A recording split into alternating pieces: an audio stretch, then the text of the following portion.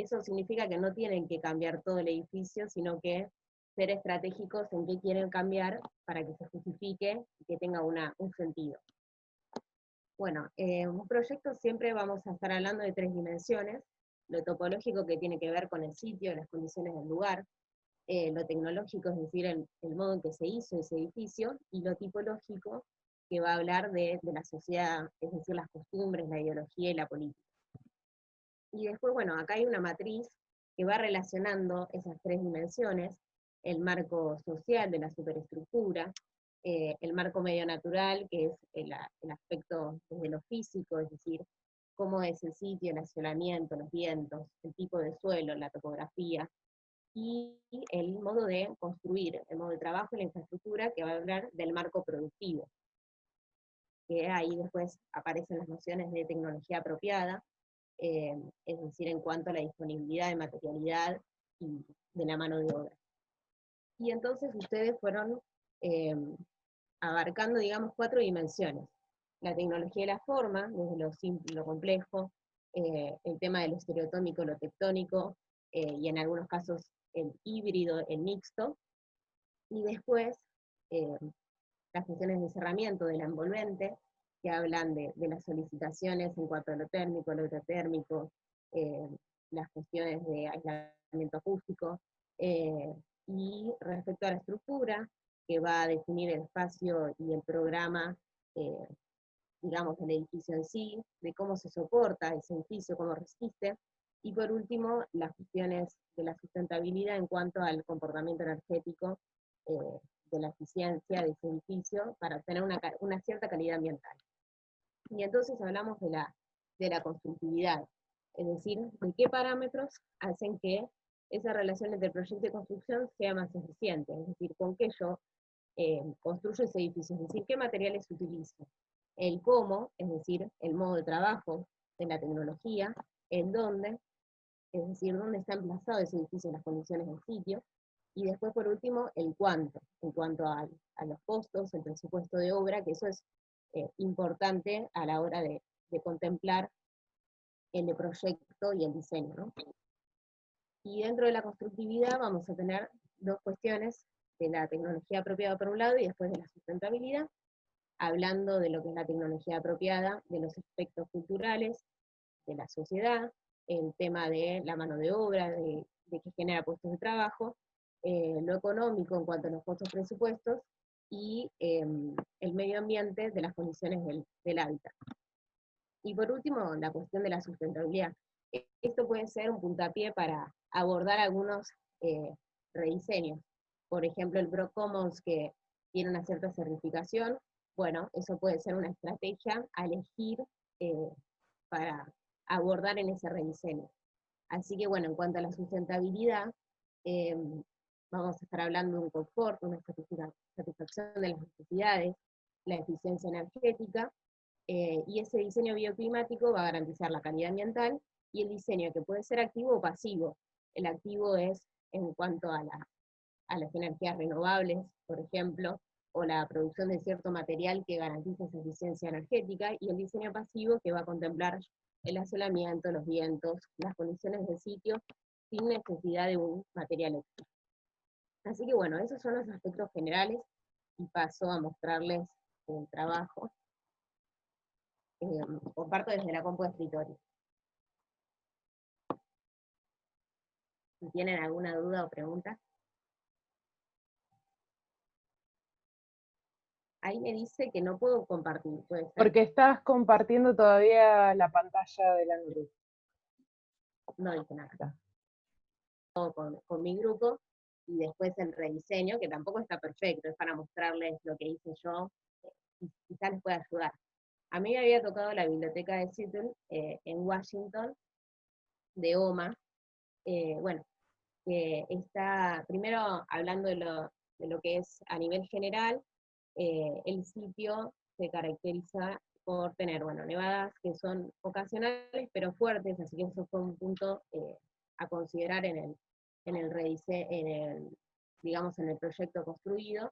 Después está situado en un terreno sísmico de escala de 3 puntos, que eso también tenía que tener cierta resistencia a los sismos. Y por último hay un código de construcción que hace que la construcción de los edificios públicos solo se pueda materializar con estructuras metálicas. No puede ser de otra materialidad lo que es la envolvente. Bueno, en cuanto a la implantación no voy a hablar mucho, y la flexibilidad del programa, de la nueva biblioteca que planteaba Coljas, de las bandejas compartimentadas, de los espacios estables e inestables, pero bueno, yendo a nivel conceptual de este análisis de la obra, por un lado el comportamiento estructural del edificio, de cómo responde ante las cargas verticales, laterales, tangenciales. Después, una cuestión de lo sustentable, este edificio también está certificado, y tiene, por ejemplo, pieza envolvente totalmente vidriada. Bueno, es un edificio tectónico, ¿no? Completamente tectónico, con juntas. Hay un material húmedo que es el hormigón solamente para el núcleo, que resiste ante los sismos. Pero después todo el edificio se caracteriza por ser de producción industrial, y de alta tecnología. Y dentro de lo sustentable también, bueno, recolecta agua de lluvia, que después se usa para riego por goteo, y después tiene ese tratamiento de la fachada vidriada, hace que se reduzca el consumo de luz artificial. Justamente para una biblioteca no es común, ¿no?, que esté totalmente abierta, pero bueno, eran nuevos parámetros que planteaba el estudio. Y después, bueno, acá hay una serie de esquemas, de estos, digamos, un despiece estructural, esa viga reticulada que garantiza el arrastramiento contra los sismos, la piel, la envolvente, y la serie de columnas verticales inclinadas. Después, bueno, habíamos hecho una axonométrica eh, jugada, hablando de cuestiones generales, ¿no? Por ejemplo, cómo se calefacciona el edificio en cuanto al acondicionamiento térmico, después que esa fachada tiene un vidrio low que hace retrasar la transmitancia térmica. Después, por ejemplo, cuestiones de la estructura, esas columnas en B que, que disminuyen el punzonado. Y también otra cuestión que esta biblioteca tiene es el tratamiento acústico, tiene un cielo raso especial, que también funciona como barrera de inicio. Después, bueno, los planos estructurales con sus dimensiones. Este es un edificio de gran escala, como la Casa de la Música, que están analizando. Después tiene cuestiones de accesibilidad, eh, cumple las normas ADA, y bueno, siendo el corte, los componentes estructurales, no voy a hacer mucho énfasis. Y después, bueno, lo que es la lámina más de detalle. Nosotros teníamos 2 láminas, no es como ustedes están trabajando con 3, tampoco tenía el cuadro de análisis, así que era diferente, era más libre la cuestión. Así que bueno, el detalle constructivo, y al principio pusimos como el proceso de obra, desde las bases, las fundaciones, el núcleo de hormigón, que fue una de las cosas primeras que se hizo, eh, y después la estructura metálica. Esta envolvente tiene una serie de multicapas que responden a las diferentes solicitaciones, no solamente lo térmico, sino que tiene poca proporción, por ejemplo, eh, de acero, la mínima para resistir en cuanto a los sismos, y mucha cantidad de aluminio para garantizar la expansión del material y la posibilidad de las juntas. Bueno, después con respecto a lo de las nevadas, tiene un desagüe totalmente especializado, que hace que no se acumule, eh, acá tiene como una barrera, eh, que hace que la nieve no quede atrapada en el edificio. eh, y bueno, todas cuestiones, ¿no?, de cómo se sostiene esa malla. El panel vertical es diferente del inclinado, porque responde de manera diferente. Y después las losas, que es una especie de steel deck, de junta, o sea, es un metal despegado, una chapa trapezoidal, y arriba se le hace una capa de compresión. Bueno, esto más o menos para mostrarles qué edificio me había tocado. Y después, en cuanto al rediseño, eh, primero lo que ustedes como recomendación les hago es decidir qué es lo que van a modificar.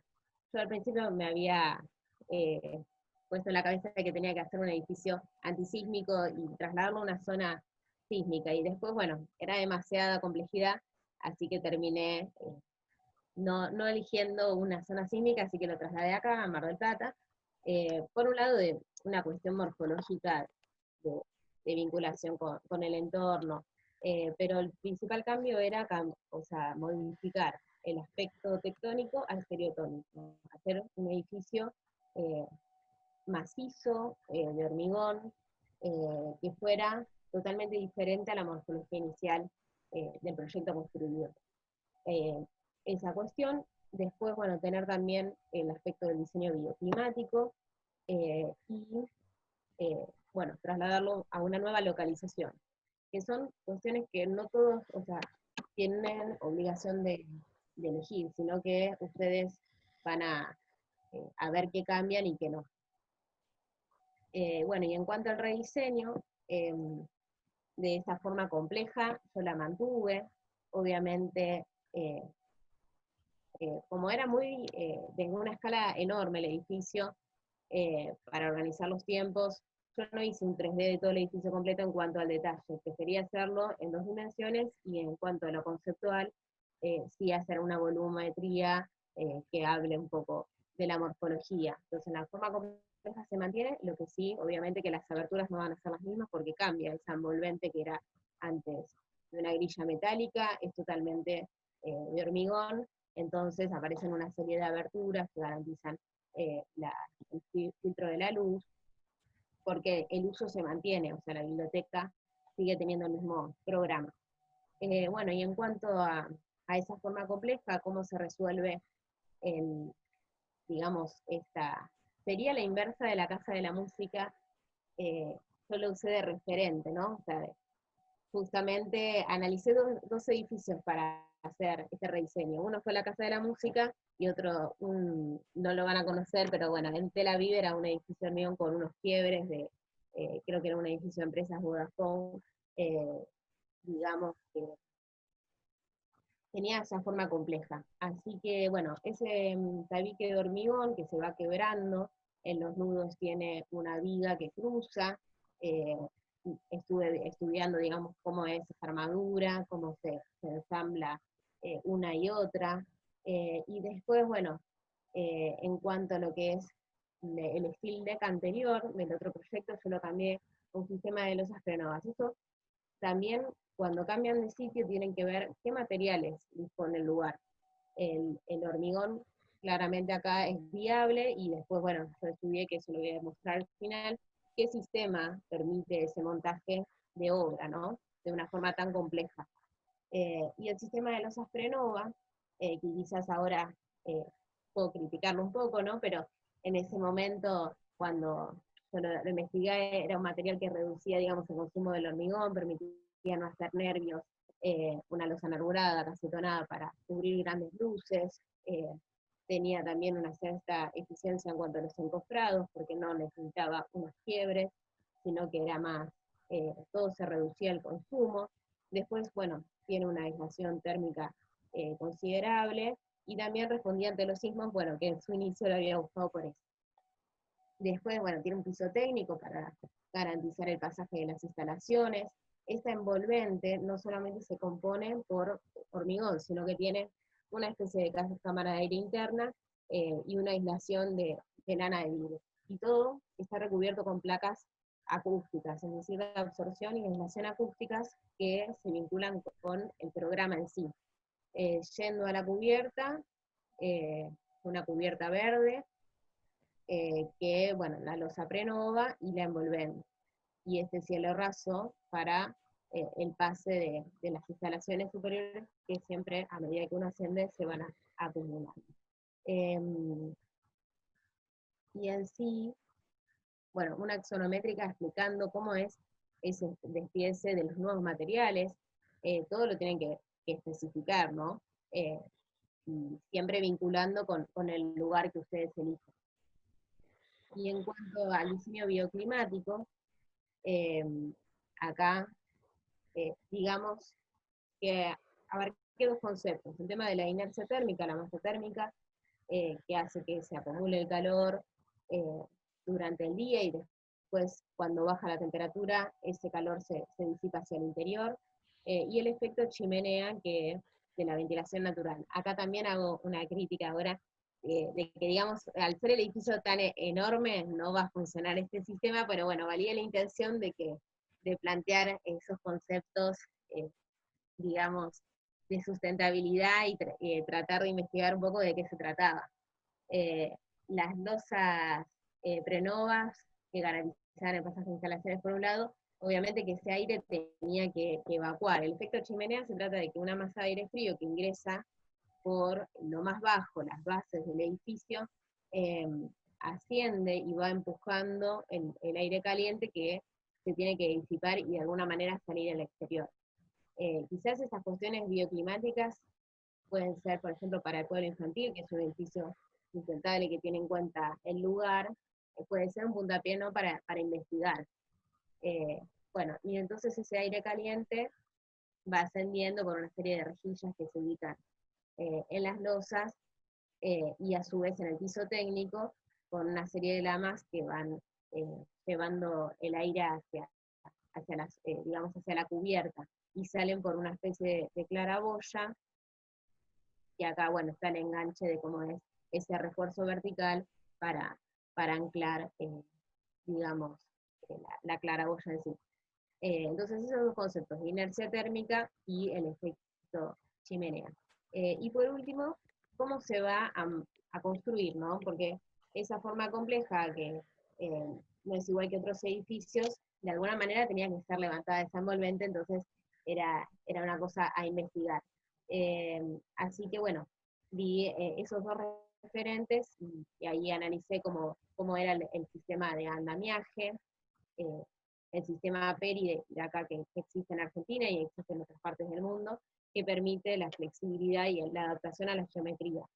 Entonces, esa envolvente, para ser construida, primero tiene que tener como un contrapeso del otro lado, es decir, la propia estructura del edificio, y del otro lado se va levantando ese andamiaje, eh, bueno, ¿no?, con el puntal, con todas las piezas que van teniendo el sistema que permite la adaptación, con una serie de bandejas, y que se pone primero un contrachapado, después lo que es, digamos, un tablero contrachapado con el film, después la armadura, y después, antes del llenado, se lo recubre con el otro contrachapado y los separadores que permiten las uniones estancas. Pero bueno, esto de cómo hacer el edificio, eh, es importante que una vez que ustedes decidieron todos los parámetros, lo tengan en cuenta para mostrar. Así que bueno, más o menos ese fue mi rediseño. Ven que no tiene que ser, abarcar no tienen que cambiar todo, digamos, sino que ir eligiendo cuestiones que vayan justificando lo que quieren mostrar. Yo ahora puedo decir que critico varias cosas, ¿no? Pero eh, siempre con el paso del tiempo uno va aprendiendo cosas nuevas. Así que ahí está.